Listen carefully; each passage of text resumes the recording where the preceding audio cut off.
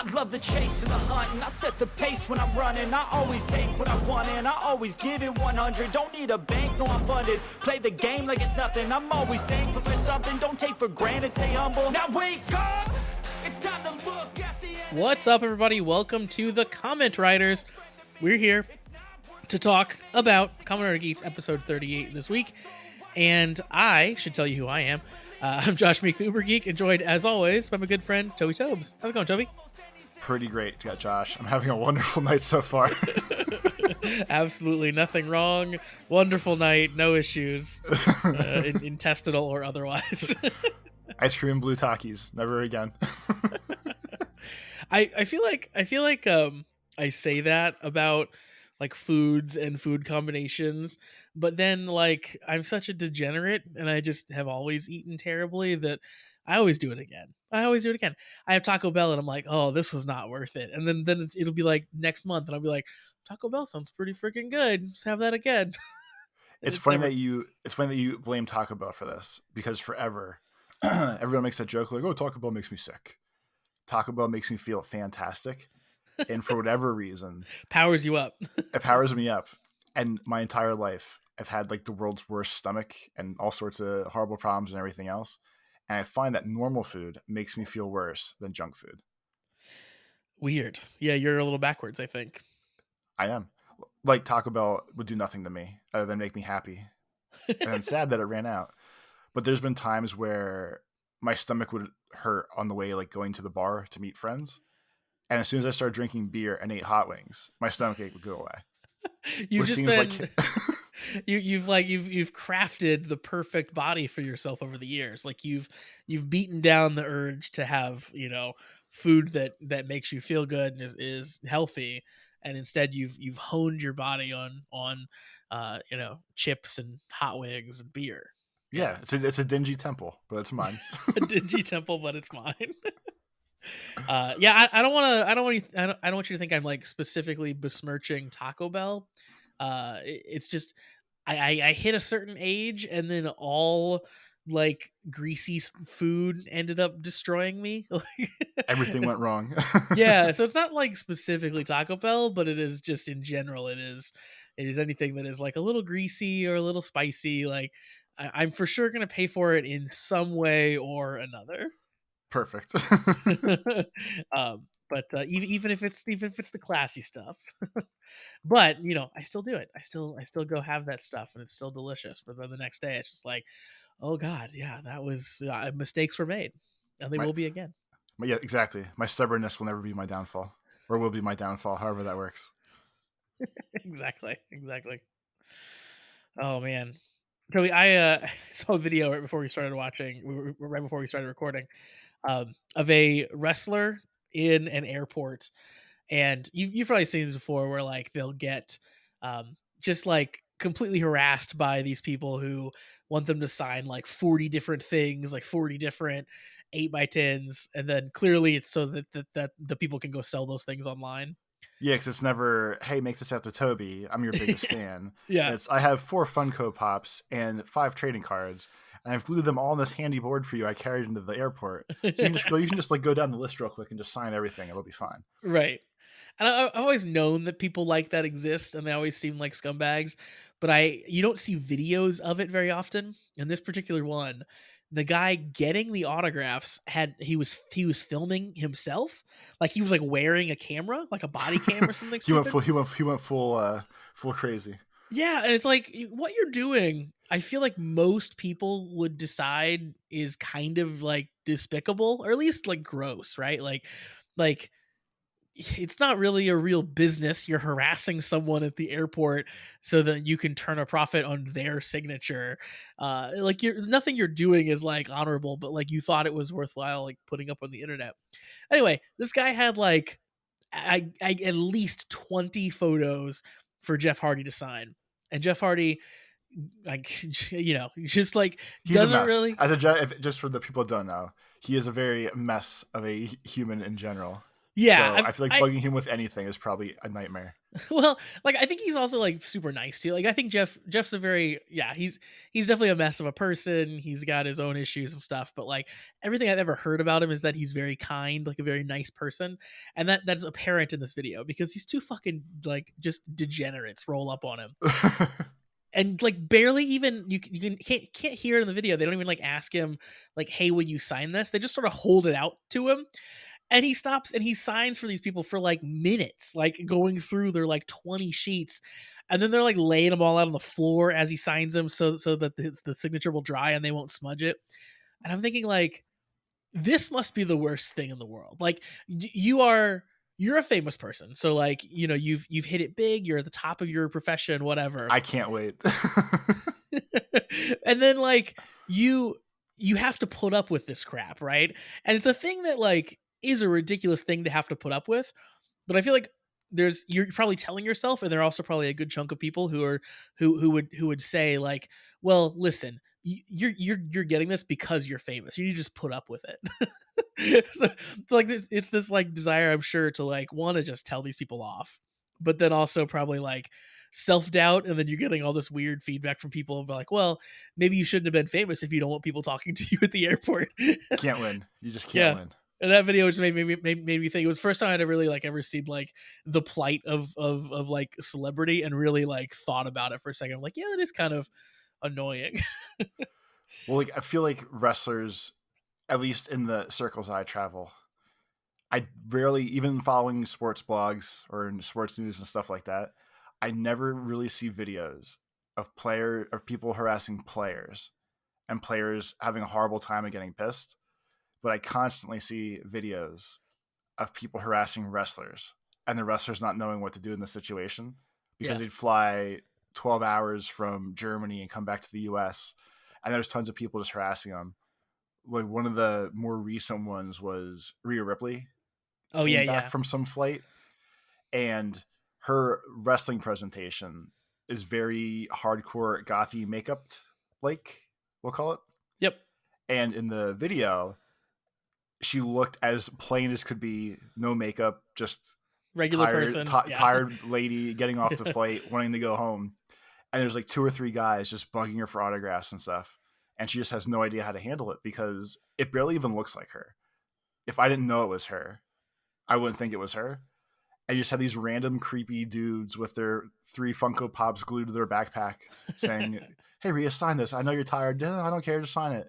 And all these people have the patience of saints. At some point, I don't think I'd probably be fine at first, but it has to, I'm sure it gets old. And then at that point was when I'd start losing my temper. And then I'd be famous for like TMZ or something for screaming at people at the airport. Well, yeah, exactly. That was my takeaway with the Jeff one too. It's like, there's the patience of a saint to like get interrupted and sign these things with these people who clearly are just going to flip them on the internet using you for a profit.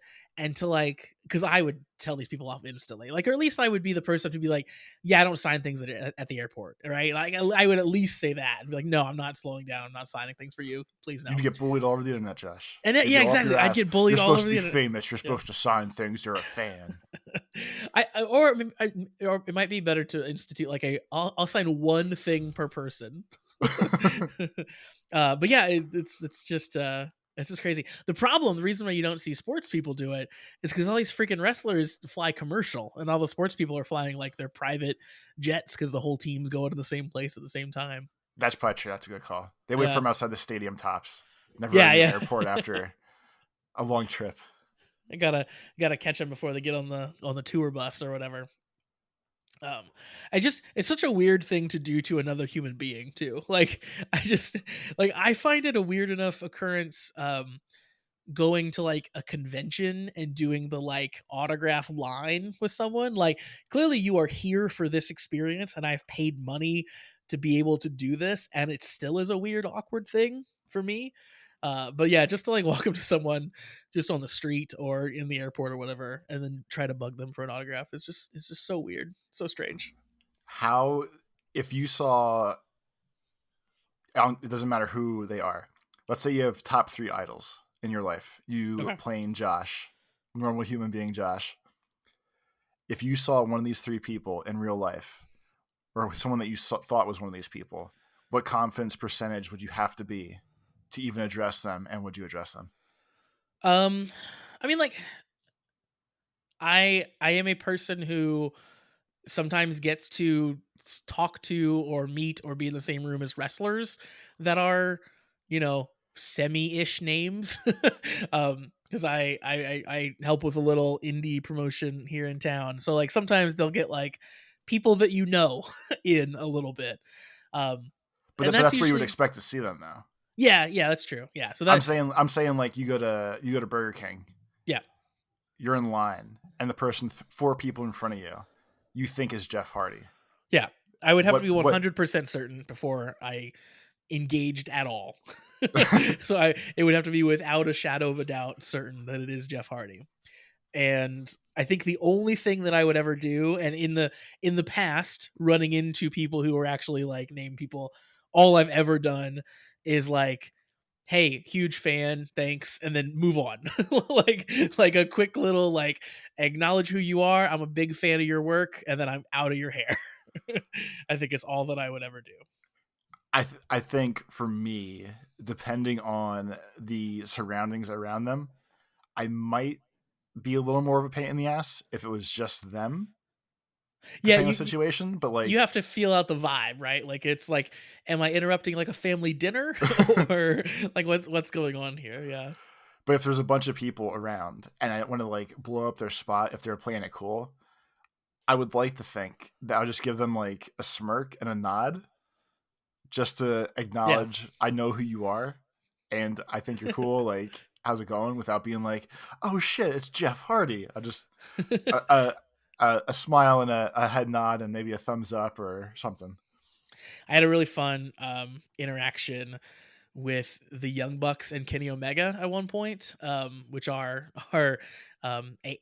just like big-ish indie wrestlers. They were starting their new promotion basically at the time when this was happening, but we'd been to a few shows in a row where like I'd seen them at All In and had like done the like meet and greet thing or whatever with them, and then I saw them like again in Chicago like right after that.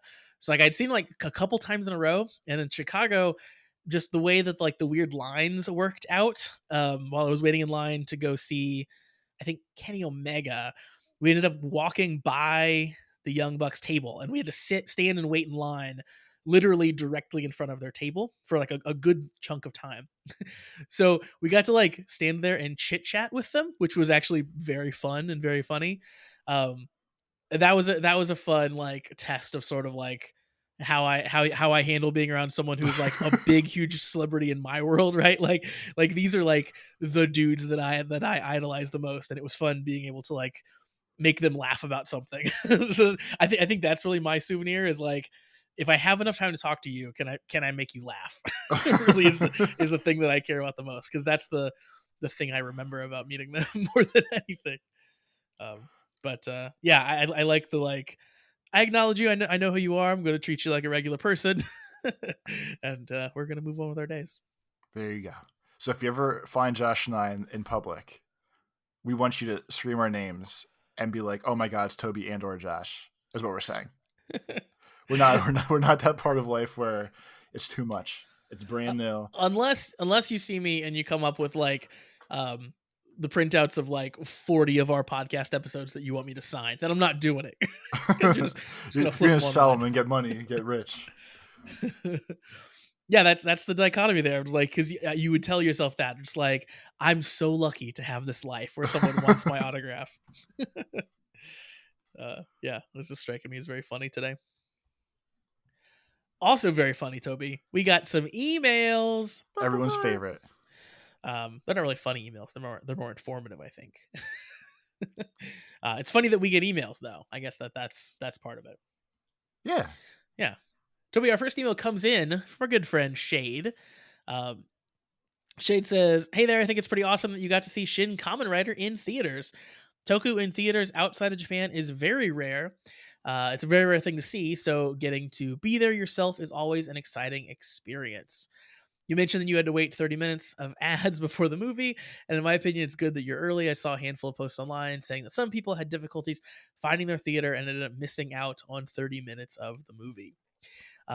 Yeah, the theater that we were in, yeah, it's a big gigantic theater, and it was what was it, like a Wednesday night, I think. Yeah, it was a Wednesday night, so there weren't too many people there. It was pretty easy to find our way Pretty around laid the back. theater. Yeah, on a Wednesday night at 7 or whatever. um she says, I was going to save this for when you cover the crossover movie, but since we're on the topic of Kamen Rider in theaters, I might as well spill the beans. I actually got to see the Geats Cross Revis movie in theaters all the way back in March. A media company in Vietnam. Oh yeah, and I'm Vietnamese, by the way. Hey, now we know. little side thing there. Bought the rights for the movie, and I got to see it in theaters with a friend of mine a day after the premiere. It was a very exciting experience, and looking back, I might have been a bit too excited in the theaters. There's Just no such thing when you're doing yeah, when you're doing like the nerd special events. There's no such thing as too excitable, I think.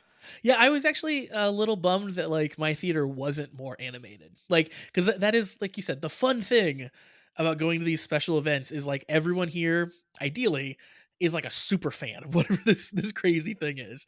So you expect a little bit of like cheering and hooping and hollering. I think that's totally in the realm of acceptable when it's something like this. Yeah, like it would have been probably like 20 years ago at this point. But for one night only, Nightmare on Elm Street was put back in theaters. Oh yeah. So I drove an hour and a half to Philly because that was the only theater that was playing it, to just so I could actually like experience like my like the I was too young and scareable when all those horror movies first came out. So at 20, I was like, this is doable. This is gonna be awesome. And everyone was hooting and hollering at first, and then when the movie started, it calmed down, and it was like a fun, respectable time. Nice. But it was more. I think it was more hype that way, where everyone's like, "Holy shit, this is probably a one-time thing. This is so cool." Obviously, the ages were older because it's a 20-year re-release of some old ass horror movie. It was a fantastic time. It was very cool, and people get all excited about their nerdy thing. Yeah, that is super super fun. It's kind of like the watching Rocky Horror in a theater. I know that happens like a lot. There are a lot of showings of those, so it's not as like one night only type feeling. But the idea of like everyone's here, everyone knows this thing. It's not like going into a movie fresh, like seeing a new release. Like everyone's here because they're a fan. They're doing their shout outs or whatever during the film. Like it's very cool being in a room full of like super like-minded people. Shade goes on, and Shade has some trivia for us, some Shin Kamen Rider trivia. Shade tells us that the first 30 minutes of Shin Kamen Rider is released online, edited to resemble an episode of the original series with a remake of the opening and commercial break screens. So I will have to Nice. go seek that out, and I can share that with you since you didn't get to see the film, and I'm excited to see the opening remake. That sounds pretty cool. Shade says that Shin Kamen Rider has a prequel manga that goes deeper into the origins of the augments in Shocker and the spoiler villain at the end. I can't remember if I linked this in our Discord or not. I think I may have, because I happened upon this the other day and started reading it. I read the first like the first volume of it, and yeah, it's pretty cool so far. Yeah, it is a sort of like backstory clearly of the kind of end villain, which is funny because in the movie they sort of like introduce him like he's not running throughout the movie. They like introduce him at the very end and be like, oh, and this guy, he's fill in the blank here, and then you get to sort of meet him and find out a little about him. But there's this whole manga that goes back to like when he was a kid, basically. That's crazy. It's always fun when like media has these. I'm not gonna call it like a super fan thing, but when you're invested in something, they're like, oh, by the way, we're just gonna throw in here's an hour and a half of crazy backstory that you never really thought you cared Yeah, about, but now you do. I love Or now that you when it's can. I love it when it's done well, where like you don't need to have read it to enjoy the main thing, but it is just yes, it's just extra. That's always really fun. But I hate when it's just like you read the extra thing or you watch the extra clip or whatever, and you're like, well, this would have explained everything in the movie if I'd have seen this or if I'd have known this going in. This makes 20 times more sense now. Yeah. Shade says that in the 90s, the Kamen Rider franchise went on a decade-long hiatus, and during that time, only 3 Kamen Rider movies were released. One of them being Shin Kamen Rider Prologue in 1992, which is unrelated to Shin Kamen Rider in 2023 and is named instead after Kamen Rider Shin. Kamen Rider Shin is a very special entry in the franchise because, unlike the other heroes, Shin biologically and agonizingly transmutates himself into a horrifying half man, half grasshopper monster. Sound like anyone you know? It's very Black Sun like, if you ask me. Yeah, I was excited. I guess back then it would have been stand outish, but it does Yeah. sound just like Black Sun in the 20s. Yep. Shade says the suit is very detailed and it was said that the transformation was inspired by American werewolf films. So that's very cool. Yeah, I think that the Black Sun transformations are kind of that same way too, where like you see the whole like oh, you know, pulling inward and then like it's bursting out from the center of me, like that whole vibe you get happens in Black Sun too. Shade goes on to for some musical themed interest here for us for Geats. So we've talked about the character songs in the past, and Shade links us to some of the newest ones. So we won't listen to the songs, but I think that the names alone are pretty fun. So Sumi's song was released, and it's called, quote, "Let's Meet at the Desire Palace," which I think we listened to that one. we may have Or listened to that one. I've Yeah. definitely heard that one since it came out.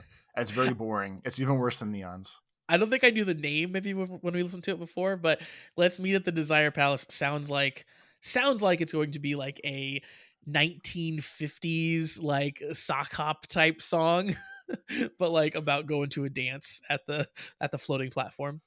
That's adorable that you went that direction, because if I heard "Let's Meet at the Desire Palace," I would think something completely different and way more adult. That's fair. That's fair. I can see that route too.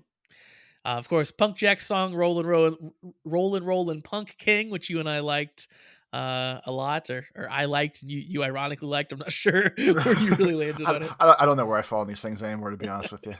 It's all a blur. Do I like this? Do I not like this? Do I like it? Is this all just irony? What's going on? It's when you pick up. Do I like it because we did the podcast? Do I like it for real? Do I like it because it's absurd? I don't know. It could be all three. That's the thing I've been asking myself about this whole season, because like I at least know that I like Kamen Rider in a vacuum when I'm watching it alone. But what I don't know is, am I loving this season more than the others because you and I get to talk about it, or is it actually better in my mind than the others? And I don't know. I don't know the answer to that. I hope I'm throwing off your whole life, yo. You are, yeah. Once again, my horrible influence in your life is doing things. The producer's song is called "Nonfiction," which is pretty great. I like that a lot. And the Team Geometry song is called "Odds and Ends," which is really good too. They should have made a chess joke out of that, but I get it. It's all right. Oh yeah, that would have been good too. Like or a plant joke. There's a lot of better options for that one. Should have been called "Opening Gambit," maybe. Yeah, that one works.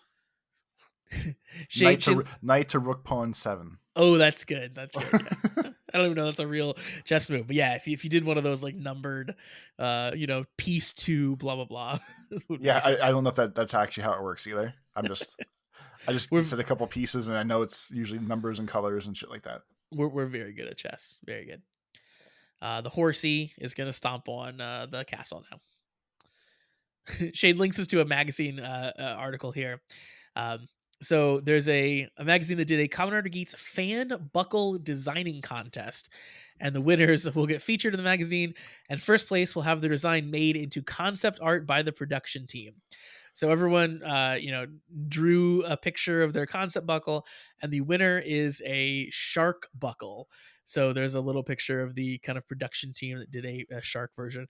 It's very cute. It's like a shark eating half of the driver, and it looks like it has like a little like fishing pole on the side that spins. And then they did a whole shark themed look for Geats as well. So like, you know how the bottom half of their masks always change? His just looks like shark teeth and stuff. I'm kind of offended they didn't get a real driver out of it.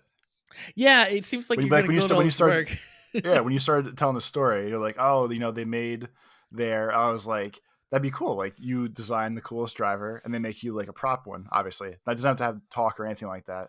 And you're like, yeah, they draw it for you. And it's like, well, so I did that too. You and me both, buddy. And mine was the best, remember? I drew it and then you drew it, but you liked mine more, which is why you picked it. There's a series of magic cards that they've done a couple times that I think are super fun and kind of in the same vein.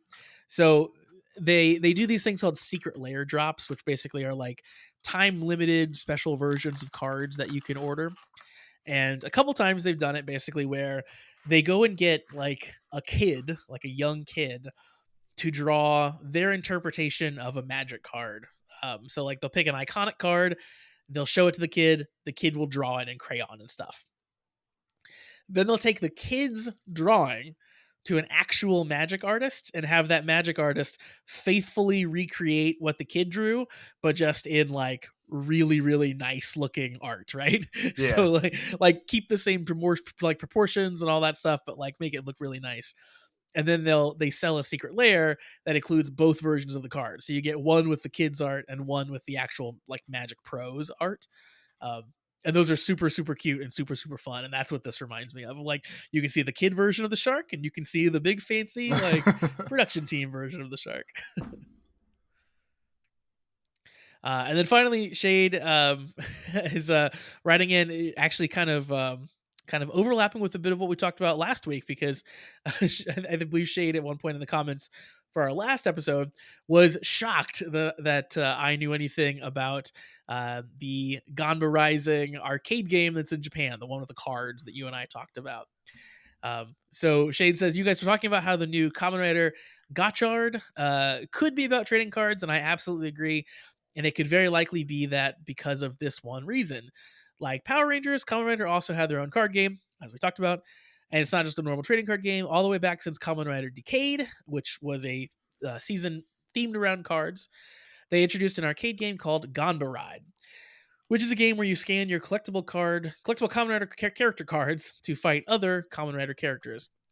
Around the time when X-Aid, which was the video game season, was airing, they rebranded and updated the game into Ganba Rising.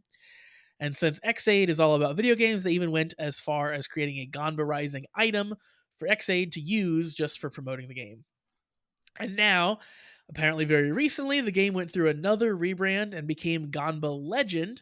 And Shade thinks it's just in time for another card-themed season. So Shade is putting on the tinfoil hat and thinking that rebrand is going to tie into the Gotchard sort of reinvigoration of the cards. And when it does, I will be buying the cards. That's all I'm going to say. I need to find my cards that I got for Kamen Rider, because they're, like I said, they're very cool.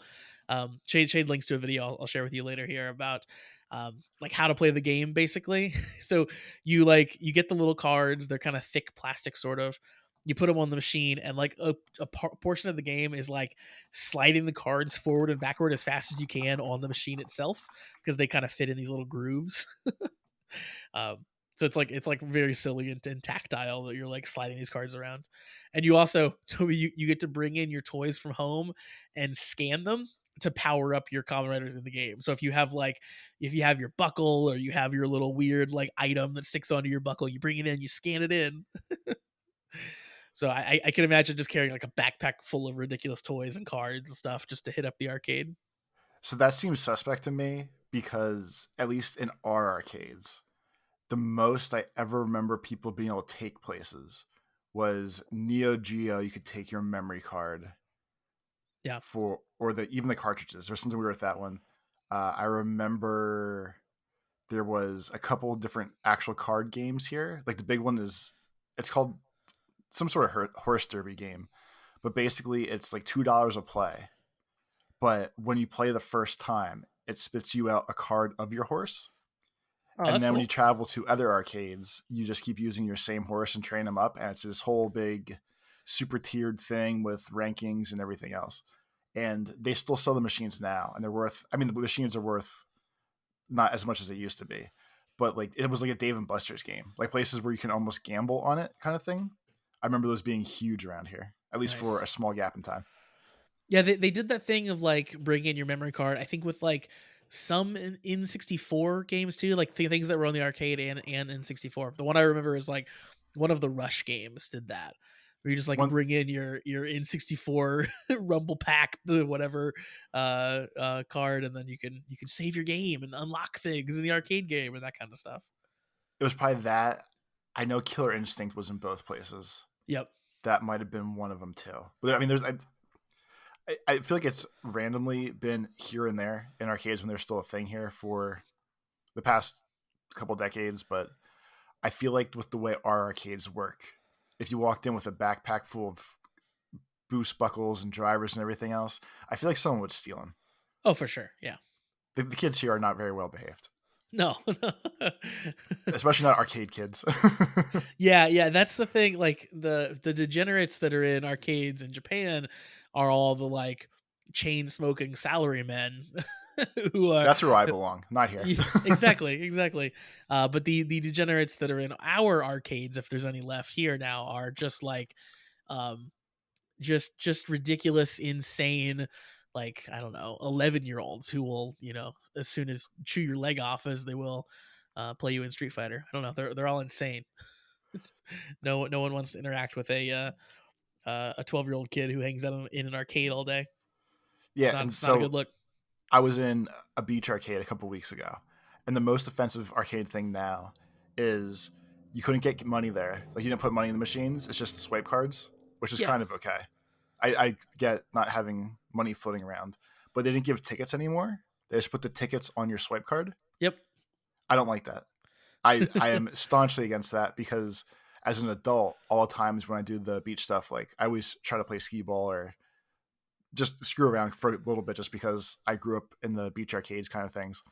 And I used to always love giving kids all my tickets when I was done Oh yeah. because I had no use for them as an adult. They buy the most worthless shit, but little kids get real stoked when they get free gifts.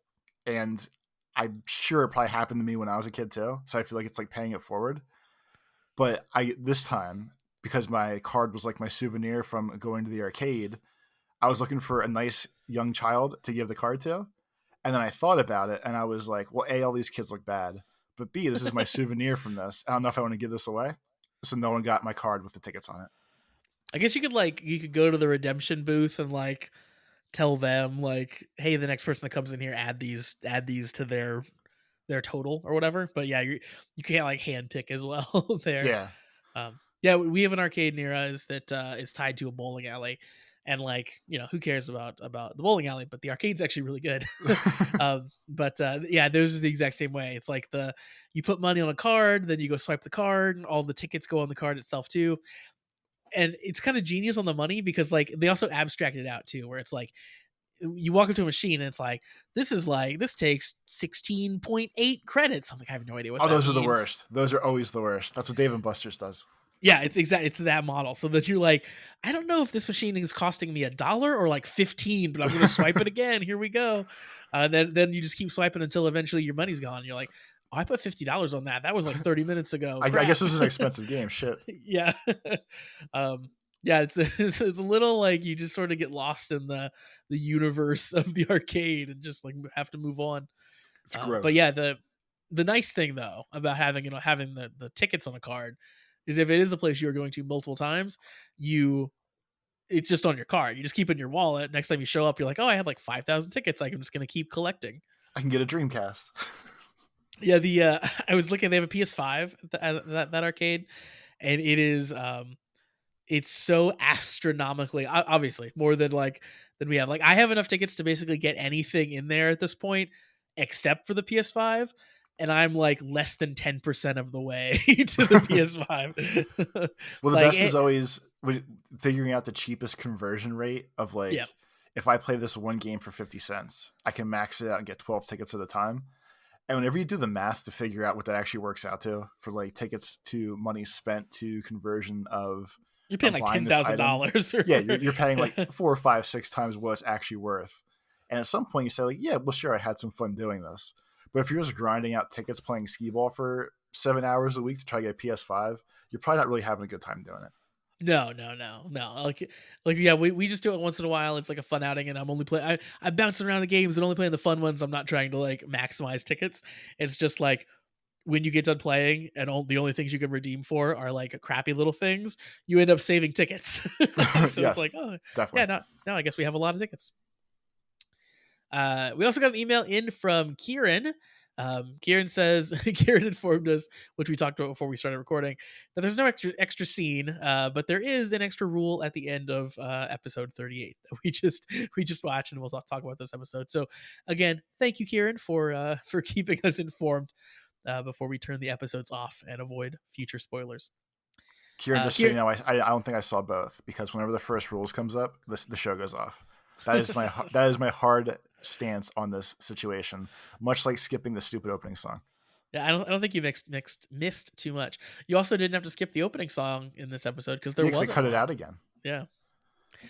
Kieran says, just a quick email. I had a couple ridiculous forms to mention after you talked about Zio.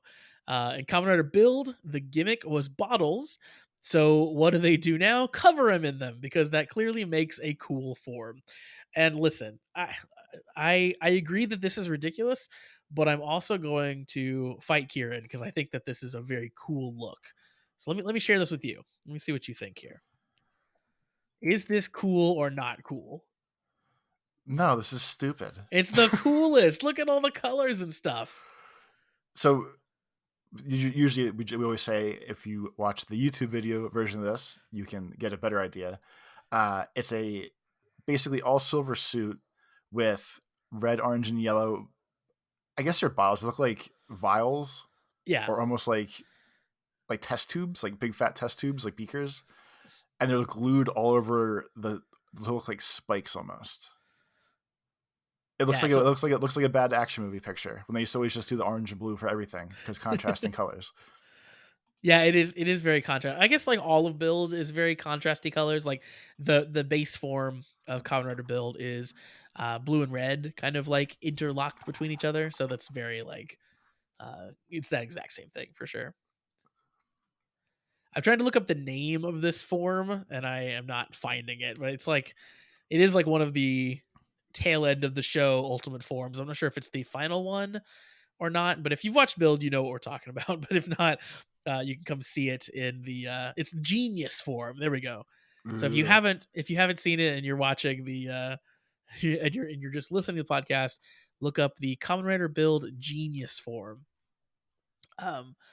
Yeah, I don't know. I think it looks cool. I'm very into like what it looks like, but it totally is. So the things that are on his shoulders there are literally just the gimmicks. So they're the little bottles that you fill in. So it's just stuck a bunch of bottles all over his body. Called it a day. This is like the little kid that won that art contest. Same vibe. It really just throwing really it out there. Yeah. The other one here, Toby. If you're laughing already, it means it has to be good. So it's one that I've like tried to explain to you a little bit before, and I think I did a poor job. So now we actually have a photo I can share with you. Kieran says, Josh might remember Decade's final form from the show had the cards of the previous 9 riders across his chest and his own card on his head. Well, they went even crazier and added another 11 riders plus a cape featuring another 70 cards for good measure. So he's definitely got cards. Kieran forces the pun there at the end. So this is what the like ultimate version of Decade looks like, and I will agree that this is a bridge too far. Is it Decade's the one that the Kingdom Hearts one, right? He's the one that like bounces through all the worlds. Yes. Okay, the Kingdom Hearts one. This final form, whatever hell he is, he looks like the guys we were talking about that go to the airports to harass wrestlers with other things to sign. He just has what looks like trading cards glued all over his cape, his chest, his head. And he's getting as many signatures as possible before he gets out of the airport. It all comes together. That is exactly what he looks like. That's amazing. And then just for, if you're not aware, here's what the kind of default version of the character looks like. So that's like base leveled Kamen Rider Decade, which I think is a really good look. I like that style. I like the little fins on his head and stuff, but yeah, the cards, trading cards emblazoned all across his cape and his chest and stuff. Yeah, it just screams, sign this for me, Jeff. All right. So thanks very much to Kieran and Shade for sending in those emails. And Toby, let's jump into talking about some Kamen Rider. Let's talk about current Kamen Rider and that weird test tube rider and trading card rider and everything else. Both very good seasons, though, I will say, despite the ridiculousness of some of those looks. We are chatting about Kamen Rider Geats episode 38 this week. And speaking of culmination, this really felt like an ending episode. It could have been. Yeah, I was gonna say it could have been the end. Yeah, in many ways, I'm interested to see sort of what happens next here, because this felt like, I mean, like we talk about, you know, like the structure of stories. I don't know if you've ever heard about that, and like the story circle. If you've ever listened to any like Dan Harmon podcasts or anything, he talks about the Joseph Campbell story circle, which is sort of, you can plot any story onto this Campbell story circle, and it's all from like the writing of Campbell back when, and like he was doing a bunch of writing on how to construct a story. Anyway, one of the steps at the end of the story circle is meeting with the goddess, which is where you do exactly what Ace did in this episode, where you meet with a literal goddess. Ace met with a literal one in his mom, but it can be figurative in most stories. But it's where you like come to terms sort of with like what got you there, and you change your mind or whatever, make your resolve with what's going to help you finish the story. It's like literally what happened here. Anyway, it felt very final, this whole episode, I guess, is what I'm getting at. Especially the end, like the second into the third act, when it seemed, we'll get there, but like not like the ending of the episode. The ending felt like we're gonna keep going, but most of the episode was definitely like finality stuff, and not so much this is continuing past today stuff. Absolutely, yeah. They definitely closed some things, close some loops, like put some bows on some things for sure. So I guess to open up the episode, as we saw last time in episode 37, Geats was getting what we thought then was his final form. It turns out we're suckers. He gets way crazier this episode, but he became like Boost Mark III version of himself. So this episode opens with basically him flying up into the air to get to his mom. He's like doing whatever he takes to get to the goddess statue. He's like burning as he goes, like this crazy fiery passion. And Sweru, the kind of game runner, just kind of swoops in front of the goddess at the last minute and like whisks her away, like instantly, like pulls her back. He says, "Nope, we're finishing, stupid. I told you we're gonna finish. We're not gonna let you do this." I loved the juxtaposition there, where Geats is just pure emotion, like it's spilling out of him. He's just destruction raining down and fire everywhere, and then Sweru is just like the embodiment of just like emotionless. Like he swoops in, no extra movements, moves her away, we're good. He's just continuing on with his plan without any emotion whatsoever. I liked that sort of head to head that the two of them had there. And of course, Ace falls to the ground, and he becomes kind of like engulfed in flames. It looked like his own rage, like the way that all stuff was flying out of him, his weird flame tentacle things. It reminded me of Tokyo Ghoul, which was like one of my favorite animes, but that's how their magic powers kind of worked. It was like big stabby things that came out of them. And that's all I could think of. But then like when he fell to the ground, it was just like he got eaten by something. And then he went into the dark world. It's like a cocoon almost. A lot of the imagery at the end of last episode and the beginning of this one reminds me of like Naruto a little bit too. And I'm sure it's because it's like the fox is sort of the connecting tissue between these two things. And I know there's probably a lot of like Japanese folklore about what a fox does and what a fox looks like, and that's probably why. But in Naruto, we have the nine-tail fox demon, which is trapped inside Naruto. And when he, lets his rage go, you start to see the tails come out and stuff. And same with Geats, like, right, when he gets the ultimate form, you start to see the big red tails come out and like wrap around him. So yeah, kind of a cool juxtaposition there. But like you said, he goes into the dark world. And who does he meet in this dark world, Toby? So it was a cool mask man, and I was trying to figure out what it was symbolizing. It didn't click to me that it's just a more Japanese looking fox mask. Yeah, it's just a fox mask. Yeah, so half of it glows like cool technology, the other half looks super plain. And we come to find out that he's basically talking to himself. Yeah, he is. Is the only way I can really think of how that worked. I'm sure it's some metaphor for like one of his sides, his passion or reality or whatever it comes out to. But he was talking to himself in a fox mask, in a spooky guy way. It was kind of the perfect, like, just up its own ass end of a story type of thing to do, which I really appreciated. Was like, and then the character goes inside himself and has a conversation with himself to really come to terms with what he's been doing and to redirect his energy and his rage. Um, yeah, it was funny. It was silly. If you try to describe it, it's silly. In the moment, it worked really really well, and the mask was so cool. I'm not usually someone who like wants to cosplay as things, but when I saw that mask, I'm like, I would like to have that mask. Like, it was very I need cool. more shit to buy. Let's buy this. Yeah, because like you said, it was like half tech on one side, like the glowy eyes and the glowy ear, and the other side was like half traditional, which is what Ace is. Like 2,000 years old, he's kind of adapted over this time and makes perfect sense. Once they revealed it, it makes perfect sense. Not so much before. That's fair. That's fair.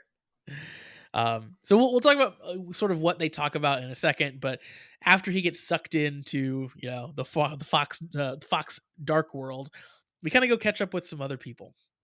So Keiwa first is seen kind of coming to terms with his sister having lost her memories. She makes a mention of like henshin, but she's just doing like a face mask or whatever. So That there's a whole little bit reveal of was like great. slapstick. Yeah, of course it was the classic Keiwa and Sarah screwing around. The best part, or at least one of the goofy parts, was he was so thrown off when she yelled henshin that he like panicked and tried to tackle her or like dived over the wall or something. And she's like, "No, it's a face mask, idiot." And his only way to cover it was he basically said like, "Oh, but you're beautiful the way you are. You don't need the henshin." And she got so skeeved out by Keiwa calling her pretty or beautiful, whatever he said, that she like all of a sudden developed full body like lice and just tried to scratch. She was like the weird like nervous twitch, itch, scratching all over. Like, this is disgusting. Get it off of me. Yeah, ooh, my brother told me I was beautiful. Please no, please no. It's pretty great. Also interesting because like I've heard this before, that Japanese people are very into skin lightening. Like that's their sort of um like rope people in beauty routine. Where Okay. like here we see a lot of like get rid of your wrinkles and like that kind of stuff. But Get in as tan as Japan, possible. yeah, exactly. Or tanning cream or whatever it might be. But here, or but in Japan, I think it's a lot of exactly what she had, which is like skin lightening, which felt like so foreign to me, but like it would I think be a pretty natural thing over there. But yeah, so I hadn't really considered the fact of course that like Sarah would lose her memories, but would still like be living with Keiwa and stuff. So he has to like do this weird thing where like now he just I guess doesn't talk about it with her because Which she is kind doesn't of how it remember was anymore. all the way in the beginning when Yeah. he was home but not. So it's kind of like a full circle-ish again of I'm a writer, I got stuff going on. You're my silly sister. You're so beautiful. Exactly. And of course, we see Buffa crossing some names off, and kind of in a similar vein as Keiwa does here. They both kind of resolve to like to finish this. Like, I'll finish the fight. Keiwa wants to save people. Buffa just wants to, you know, put an end to the DGP. So we get a little bit of touch base there that they have their resolve still, I guess. Then we get a super interesting scene. So the producer, Niramu, is asking the game runner Sweru about the new goddess. He's like, "So you talked about having a replacement goddess," and just at that point, his old assistant comes in with Sumi, and basically the gist is that Sumi is the replacement goddess, as you and I guessed, and this is news to Sumi as well. She's very much not into this as a concept or as an idea. She calls it cruel, and the producer like grows a backbone. Basically, he says that like it's not real. They took a sincere love of the original goddess and turned it into this like fake facsimile of a goddess, and now they're forcing Sumi to do the same thing. And basically he says like there's no point in a DGP that's not built on reality, that's built on lies. It's crazy to me that a lot of the people have weird dualities in their characters and roles. it Yeah. was really weird to me that out of nowhere, this is the first time he seemed like a remotely decent person for like 20 some episodes, where there's actually some like genuine concern about like what was actually happening, and not just like, I'm the producer, we do things my way.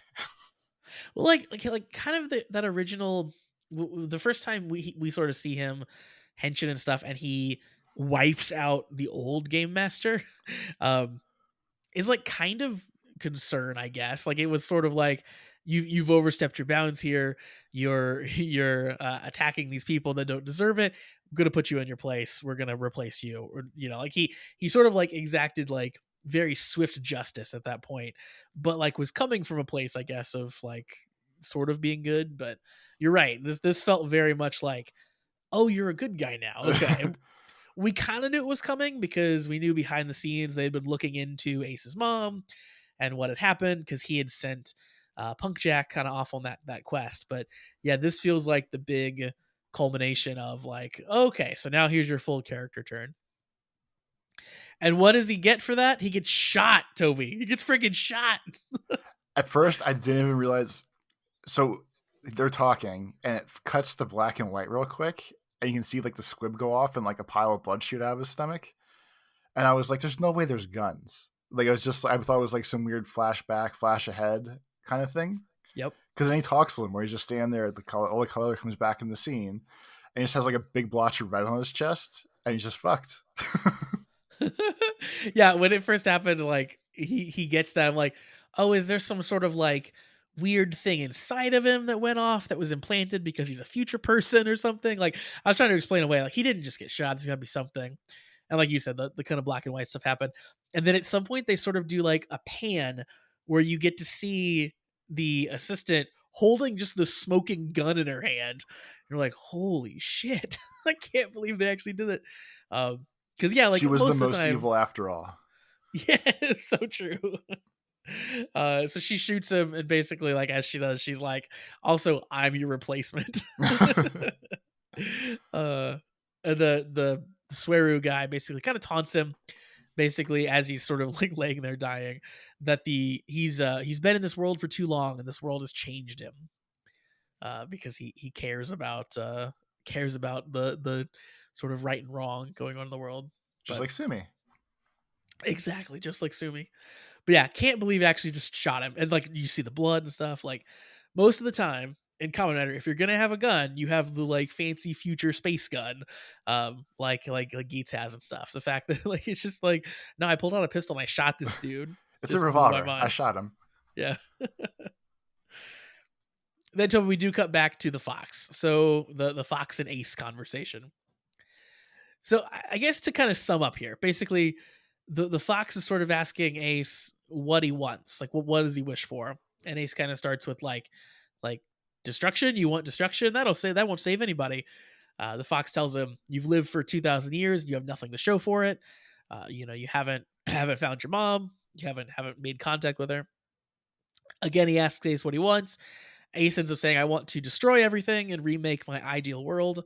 And then the Fox kind of laughs and says, like, destruction and destruction and rebirth, the sun repeating the sins of the goddess, Dun, dun, and dun. calls him a foolish man. And then this is where like the mask comes off when we realize that the Fox is Ace after all. And then Ace wakes up. The cocoon reveals itself, and Ace is all good, and Jean's there, and basically their conversation is Ace is gonna go talk to his mom now. I know what you have to do. You've been talking about it all along. You do you, my friend. Yeah, Ace came out of there like, you'll never guess, Jean. I'm gonna go meet my mom. She's like, yeah, that makes sense. So then Ace, flies up into the air, goes up to the statue, and kind of gets like transported inside, or like he sort of like teleports basically inside, and he meets his mom. How's that go, Toby? How does the whole mom scene play out? So it's kind of adorable since it's all he wanted. I find it hilarious that Geats' mom's actress looks younger than Geats Yeah, by a long shot. And that I whole think she part is. Yeah. Well, I mean, yeah, I'm sure. Like, oh, I know, ooh, she's eternal, blah blah blah, like that kind of shit. That's fine, but she looks like super young compared to him, which is pretty funny to me overall. Uh, Geats is very happy he met his mom. Geats' mom is very happy that she got to talk to Geats and said, "Your dad and I both loved you very much. You doing your thing is all the happiness I needed. But by the way, I'm dead." And then died. Pretty much, yeah. It is adorable. You're totally right. Like, I also really liked the I guess cinematic choice they did, where she speaks to him telepathically. She doesn't move her lips when she talks, but she like kind of like emotes a little bit. So I Um, was going back and forth on that. I was trying to figure out if she was just barely moving her mouth. Because obviously, like, when you watch it with, I mean, the subtitles, or obviously you hear the words too. But like, she moved her mouth tiny bits. And I she was did. like, does she just not like move her mouth when she talks? It's something else. And eventually, like, it clicked that, like, okay, she's probably not actually talking. It's just the voice actress is talking, he hears it, that kind of shit. Yeah, yeah. Which I thought was cool. Like, it definitely added to the sort of like otherworldly nature of her, which was neat. And like her being young did the same thing for me too. Of just like, this feels a little like dream sequency because she's so young, and like, like it just doesn't feel real. Like it's happening or whatever, but it just feels a little bit out of place, which is kind of what they're going for. But yeah, Ace is like, super, super torn up about, like, happy to see her, but like sad about sort of like clearly they don't have a lot of time here. I thought it was really cute when she was like, yes, it was like, you being born was the happiest day of yours and my dad's life. It was also cute that they compare sort of like their wishes for each other, and they realize like they both want the other person to be happy, but they made exactly opposite wishes about it. Like, she wished for him to forget her, and he basically wished to never let that happen. And so much so that he'd be reborn over and over again. So like, hilariously, they did the exact opposite thing. It's like the gift of the Magi, where the lady wanted to get her husband a nice watch and cut off all of her hair, but the husband got her a nice hair clip and sold the watch or some shit like that. Exactly. Yeah. So she basically, tells Ace that she wants him to be happy. Ace sort of resolves at this point to use his powers, because now we know he has the creation powers. He's going to use Creation those and powers destruction. He has it and all. destruction. Yep. He's going to use those powers instead to create a world where everyone can be happy. That's what he tells his mom, and then she fades away. Which I feel like he kind of got from Kayla. Like, he's basically making Kayla's wish Yes. just a little bit differently. Like, Yeah. he's doing it with his wording and a little bit of a different vibe, but still the same vibe of, like, maybe not world peace, but he wants happiness without the cost of the way the rest of the shit works. Yeah, pretty much. Yeah. Also, one last thing about Ace's mom. I haven't gone back to confirm this yet, but I think maybe the actress has like braces or has like a teeth sort of alignment thing in while she's acting, like in the scene, which is Maybe that's why she didn't talk. amazing. Yeah, that might be why like they didn't have her like do the full like lip smacking thing. But there's a couple spots where I thought I could see something. Which, if so, that's very funny. you, All you right, hire. wait. So I just paused it. Okay. As you know, I like to go back through while you're talking and fact check, look at pictures, shit like that. The actress, 100% has braces. Oh, did you find it? I just took a snapshot of the video. Yeah. That's So she's probably like Baroba's age, if not younger. that's amazing. Of all, like, you can cast. Listen, this I think that this woman was very good in this role. I liked her as Ace's mom. I believed her as Ace's mom, even though the age difference was there, obviously. But hilarious that you could cast anyone in the entire country, anyone in the world, and you choose someone who has braces. So good. It was hard to tell, but I did notice it as I was watching it. Like, it took me out of it a little bit. I'm like, I think she's got braces on. Great stuff. I'm trying to figure out how old she is while we're Yeah, figure out talking what her about name is. this. I You guess can keep going. while you're looking at that, sort of while Ace is talking to his mom, sort of meanwhile, the grand end begins and people start to fade away. And so the all of our future friends kind of are fading out and leaving. We get to All in their own see, little special ways. yeah, everybody sort of gets a little moment as they head out. And the crazy part is all of the writers sort of see it happening and their drivers and stuff fade away, and then they all instantly forget. Like Buffa is like, "What am I doing here?" Kay was like, "How did I get here?" Yeah, I Um, super appreciated the way the world wipe worked, because um Neon's boyfriend was screaming, "Remember who you are," and she was just like, "Oh, whatever." yeah, And there's like a dramatic walkout where Gene and Neon's boyfriend kind of like walk off into the sunset together, yeah, they and the do. Yeah. conversation's like a hell of a vibe of like, "Well, that was a hell of a trip, huh, man?" And the other guy's like, "Yep, it's time to go, I think." They just like mosey off into the sunset together. Yeah, he says something about like, "Man, I didn't think leaving would be this hard." Yeah, they definitely are like, "Yeah, what a trip, what a trip." But it really, you said like the world wipe, it really is that too. It feels like it just wipes across the world the way it goes across the Like sky everything and gets stuff. like pitch black and good, like blacks out like crazy. Yep. The other really good like little one shot scene in this, when Keiwa's running because he wants to henshin real quick and stop the big black blob that's eating the world. It does this weird shot that's like straight out of actual anime, where the Yes. protagonist's legs all of a sudden turn into like 10 feet long and kick into the camera almost, and you have this really weird stretching effect to him. And like Keiwa's run is that weird thing where it looks like his legs are just massive and it just tries to like keep up with his crazy running speed and everything else. They actually do that twice this episode, kind of. Both with Kwa. There's one where he's entering his apartment and they shoot it from the floor pointed up and he kind of steps over the camera. Yeah, that's right. The up and over. And then the second one is that you just described, the running. It was very cool. Like I liked that a lot.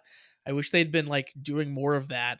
Um, I wish each character sort of had their own vibe of filming. Like if that was Kwa's, like the weird like anime stretched leg thing or something. But it was cool here. I liked seeing it. But he also ended that sort of run. He tried to henshin, and as he's like going to put the ninja buckle in the driver, it all disappears right as he makes contact, and his hand just like whisks past everything. And then that's when he goes like, "Where am I?" Like Very well he's done. like, Yeah. I'm gonna stop this. I'm a Kamen Rider. I can do this. Wait, what? Yeah, What's the exactly. scary thing? And then after everyone fades away, we see Suero. He's in kind of a dark room. Clearly, he's like sort of presenting to the audience or whatever of like the grand end has completed. And then Ace shows up, like a light appears, and Ace confronts him. And Ace henshins into Geats 9. What the hell? So I don't. Josh, I have no idea why it's called Geats 9, but go on. Yes, Toby. giggles. You'll know why it's Geats 9.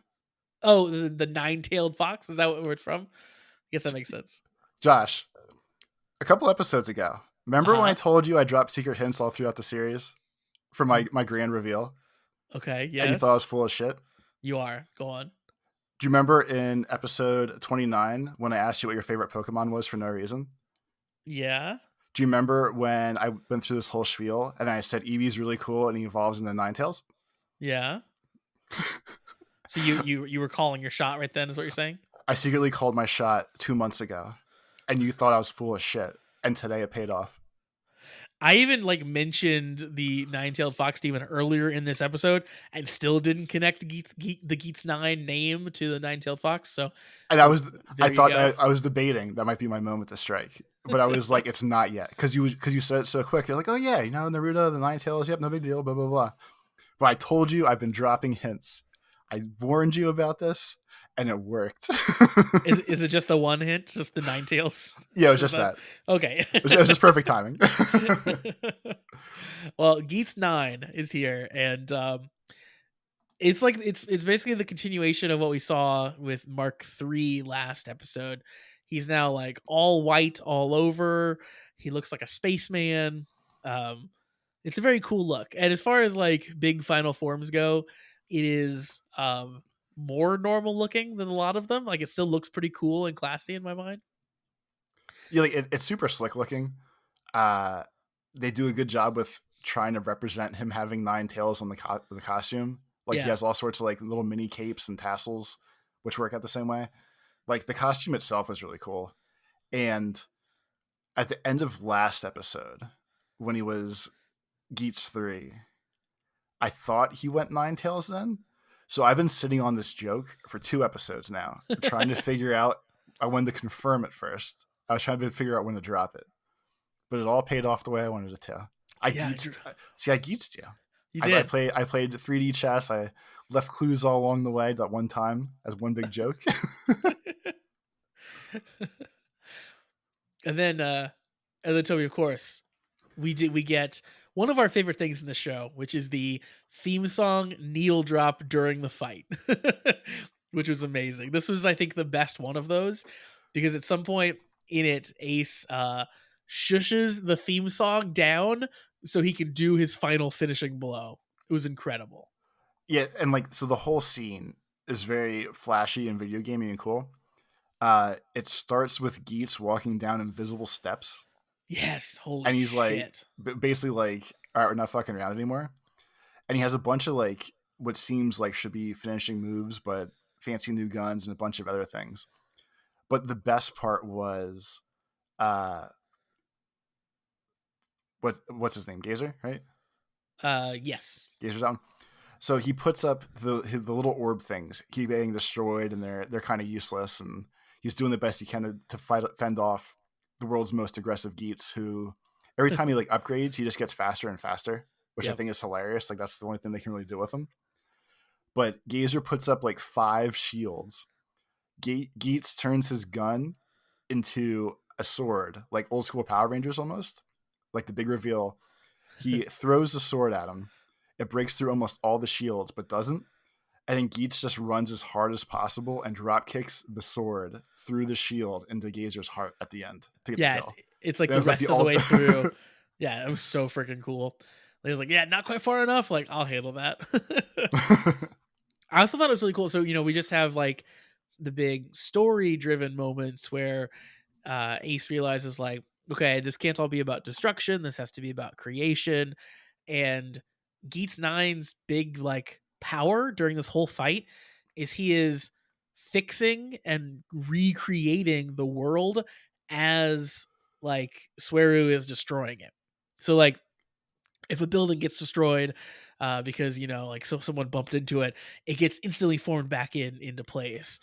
There's one point where like Sweru sort of gets like thrown into the ground and there's like a crater and the ground forms back around him and holds him in place. Like Geats fixes the ground to like tie Sweru into the ground. So yeah, he's just sort of like he's putting pieces back together the whole time as the fight's happening, and that was really, really cool. But yeah, awesome fight. Like one of the best fights I think in the game. We were in the show so far. When he walks down those steps at the beginning, it was just like I couldn't get more hype. It was like, yes, he's like, he's not fucking around anymore. I mean, he essentially is like he's like Neo in the Matrix, but like the third Matrix at this point, right? Where he can do anything he wants. He puts a hand up and bullets fall down. He's warping reality to his own whims at this point. So basically, he does the big finishing blow on Sweru, kicking the sword the rest of the way through. Sweru is kind of like he dehensions. He doesn't have a body anymore. He's starting to fade clearly. Like there's nothing he can do. He grabs the belt and he tells Ace, basically, oh, I'm excited to see the world that you create. Will it be a utopia or a dystopia? And then he fades away. That's the end of our episode. How I don't know what we do. I guess Ace is just like, no, I'm gonna make a good world next time. Yeah, like so I know it'll work because it always works. But this whole thing truly could have been the last episode. Yeah. Like if they wanted to, you don't have Sweru grab the driver. You let Geats kick the sword through his chest. He goes, okay, it's time to rebuild. And you could easily do like a little montage at the end of like everyone coming back and everything else. Yeah. But instead, we're probably going to push this out another 10 episodes somehow. Yeah, because I mean, all we need is the assumption that he's going to bring the dead riders back to life, which he totally would have the ability to do now based on his power set. But yeah, I guess we're not gonna do that. Maybe, I don't know. We'll see where it goes, and we might see Sweru come back into play too and have another big fight or something. But I'm sure he has to, since he took the driver with him, his yeah. vision driver. So obviously, I know this is all going somewhere. It's real close for me. Like I can't tell, because they just kind of add stuff when they want to. Yeah. It's just really hard to tell like how this actually wraps up, because obviously Geats can fix the stuff. Everyone left, but if the world's still here, they can obviously come back. So like Neon's boyfriend can come back the last episode and they can get together, which is just floated into my mind, but probably gonna be the thing now. Yeah. He can help Probably. Kayla bring all the people back. Maybe, I don't know. Again, I don't know how you drag this out 10 more episodes. I'm sure we'll find a way, but Yeah, I'm interested now. It should be pretty crazy, because everything about this felt like a big finale, and then now we just gotta fill some more episodes with whatever the heck else we have planned. So will be interesting to find out for sure. And then from All right. looking at it, by the way, I'm assuming that the person listed as mother is Ace's mom's actress. Yeah, I would think so. Yeah. So her name's Amy Chimay. She's only been in one thing her entire career so far. It's a Kamen Rider Geats. And she has literally no other information online that I can find, other than that she's in one episode of Kamen Rider Geats. Wonder if she's someone's like daughter or something then. Like she's someone's family. Yeah, so like I'm assuming this is either literally her first actressing thing, or it's just like someone's family member or friend, or like somewhere in there. Maybe not even actually an actress and just still completely private and just happened to this thing, but I don't know. Interesting. I was looking up so I thought, like, is she like weirdly like Ace's kid sister or something? Like the actor's kid sister? And no, it doesn't seem like it as far as names go. But it's interesting. We'll have to dig in a bit further. But she did good. I liked her in the role. I'm assuming that was her voice that was doing the telepathic thing. But now that I'm thinking about that, it could be anyone's voice. It doesn't have to be hers. Like it could just be a woman's voice. Yeah. But interesting. All right. Well, folks, that's going to do it for us for this week's episode. Definitely an exciting one. As always, it's my pleasure to inform you. If you would like to send us an email, you can send those emails over to cast@kamenridersucks.com. Once again, thanks to Shade and Kieran for the emails for this week. We also, of course, have a Patreon.